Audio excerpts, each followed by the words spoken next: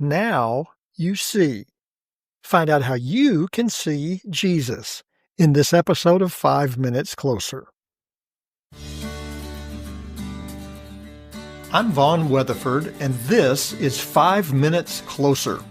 For the next 5 minutes, let's explore some biblical truths and apply them to your life.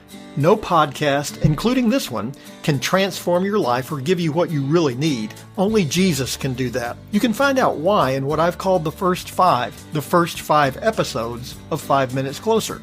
Each following episode explores scriptural truths that, if you follow them, will bring you 5 minutes closer to the person God created you to be. Let's see if we can get you 5 minutes closer.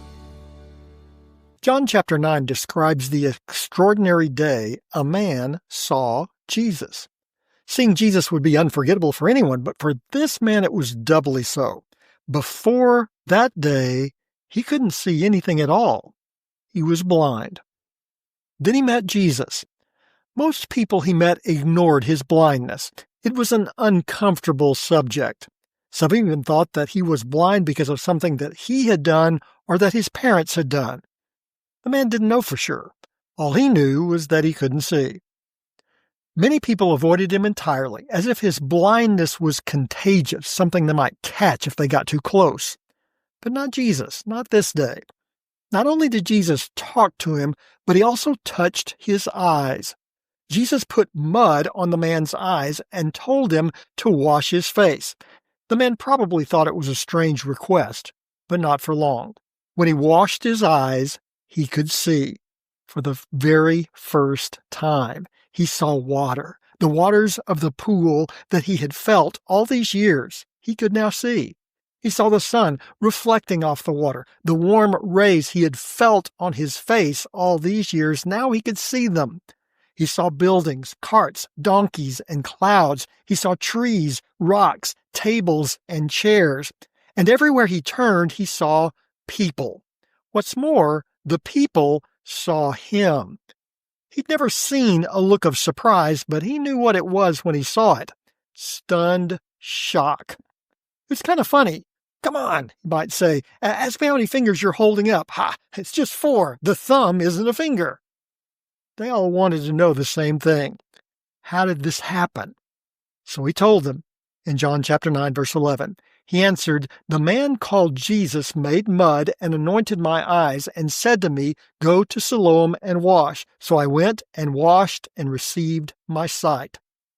Most of the people were amazed.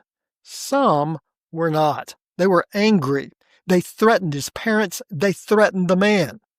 He didn't understand. These were the religious leaders of the day. They should have been excited to meet a blind man who could now see. They were not. They wanted to convince him it didn't happen. And if it did, it surely wasn't Jesus who did it. He didn't know what to say. John chapter 9, verse 25 records what he did say. He answered, "Whether he is a sinner, I do not know. One thing I do know, that though I was blind, now I see." The man didn't know what to think. The one thing he had wanted all his life, he now had. He could see. Yet he seemed to lose everything else. This miracle threatened him and his family. To say he was confused would be an understatement. Then in the midst of his confusion, he heard it again.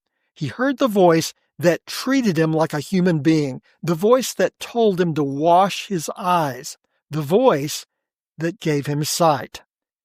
Jesus' words are recorded in John chapter 9, beginning with verse 35. Jesus heard they had cast him out, and having found him, he said, "Do you believe in the Son of Man?" He answered, "And who is he, sir, that I may believe in him?" Jesus said to him, "You have seen him, and it is he who is speaking to you." I don't know who you think Jesus is. Maybe you're like the blind man was. You know the name, and that's about it. Perhaps you're like the religious leaders. You've always been skeptical about this man named Jesus. Maybe you're like the man's neighbors and friends, wondering who this Jesus could possibly be. From that day forward, from the day his eyes that previously could not see anything, on that day saw Jesus, from that day forward, the man believed and worshiped him. Today, you can see Jesus too, because now you're 5 minutes closer. My prayer is that these 5 minutes have challenged you, inspired you, and caused you to consider applying God's message for your life from His Word. To find out more, visit our website at 5minutescloser.com. Join me next time to see if we can get you 5 minutes closer.